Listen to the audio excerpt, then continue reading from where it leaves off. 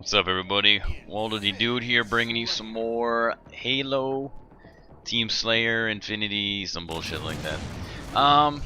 So I told you guys a few weeks ago that I was going to be bringing you a bunch of Halo, and unfortunately, the last session that I recorded, everything that I recorded, didn't actually record, so a bit of a delay in getting that out. Now that it's here, you can all relax. Try to get one of these out every other day or so. Man, where to fucking start? So much to say about this game. I think, on the positive side, it's never good when you have to start it with on the positive side. On the positive side, I think what I like about this game is that it's a lot more tactical, strategical than COD. There's none of that head glitching bullshit, essentially. The radar is technically there, but you have to face forward to do it, so it's not, doesn't feel extremely overpowered at least. I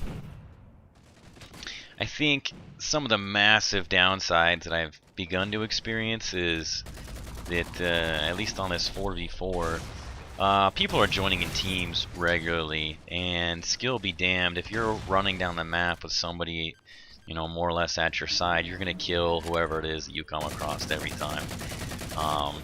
Not only that, but you know, if you're going up consistently against 1v2, 1v3, there just really isn't much you can do. Grenades are being chucked all over, battle rifles are just, you know, tearing the air apart, etc., etc. One of the things I think you guys pointed out in the first video this game really needs is better team balancing. So I mean, just the matches are just all over the board. I think I'm level, what, 17, 18 here, something like that. And I'll join up and it'll put, I don't know, first of all, I'll get in a lobby with people who are 70, 80, 90. I mean, that's, I don't know, what, 10, 15, 20 times the amount of playtime I have, maybe more, I don't know. And then it'll put, like, myself and the next lowest guy on in there, like somebody who's level 10.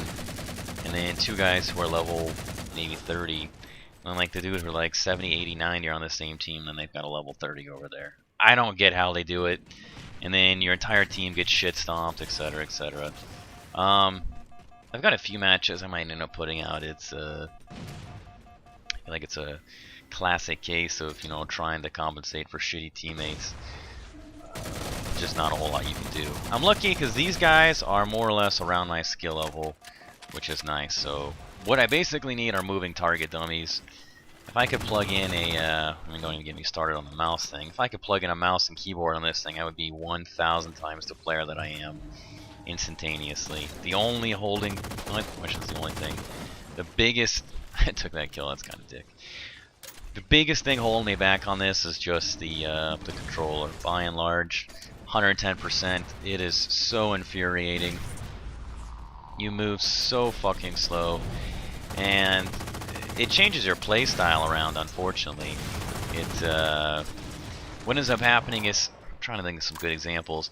If you know somebody is there, you have a greater tendency to basically run at them straight on, as opposed to these hard, awkward angles that you might choose if I had a mouse and keyboard, because I can't get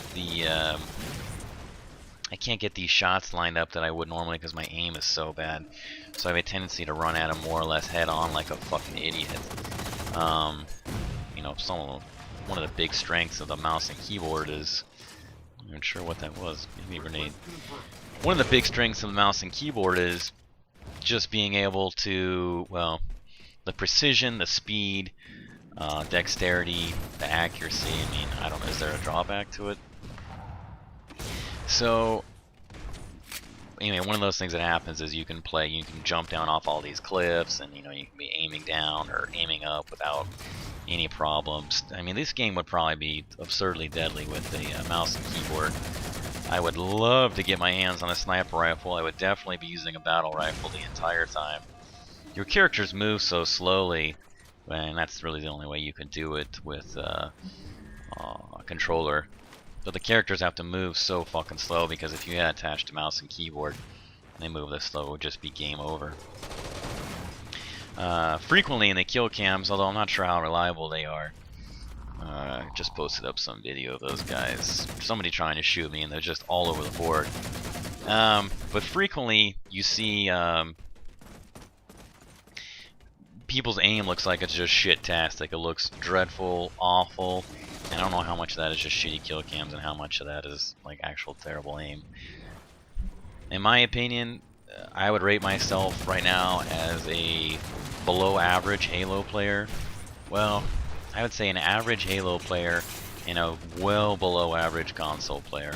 And I think that if anybody is losing to me on this game, I think that they should uninstall, strangle themselves. I can't find this guy right now. Oh, double reload, that's nice. Probably should melee him. Oh, got lucky there. You know, they should uninstall, strangle themselves with some kind of power cord, because it's this idiot's just went right into it. Because there's no reason to. Anyway, I don't know. And then it's fucking overshields. It makes you think too. It's so nice. I love new perspectives because it just makes you think. But I don't stop to realize how much of an advantage I may have on PC over someone who's not as good with a mouse and keyboard. And you know, forget any type of FPS experience, but the simple fact that I'm very good with the mouse and keyboard means that I already have a massive advantage over other people. So something that's interesting to think about once you move over to console and start playing with this god-awful piece of shit controller. There's a number of different projects that I've seen on Kickstarter. I was talking to Bruce about one of these earlier. One of them has it has like a trackball where the right thumbstick would be, and supposedly you move your thumb over that and it's supposed to be faster and more accurate, but the project never got funded. You can actually go to his site and buy it, but it's a pre-order. I don't think they've actually been released yet. So we'll see what happens with that. I don't know if that's something revolutionary. I have a real hard time imagining that anybody who plays console just giving up the controller, overnight. And I have a really hard time imagining that the next gens are going to allow us to use mouse and keyboard and controllers at the same time. So we'll have to see what happens. I mean, I don't know. I don't say I'm slowly getting better because I have thousands and thousands of hours on mouse and keyboard, and I have several hundred on a console, so it's not even close. Even the best of the best of the best. It was funny. I'll save that story for another day. But anyway, questions, comments, critiques, let me know what you guys think.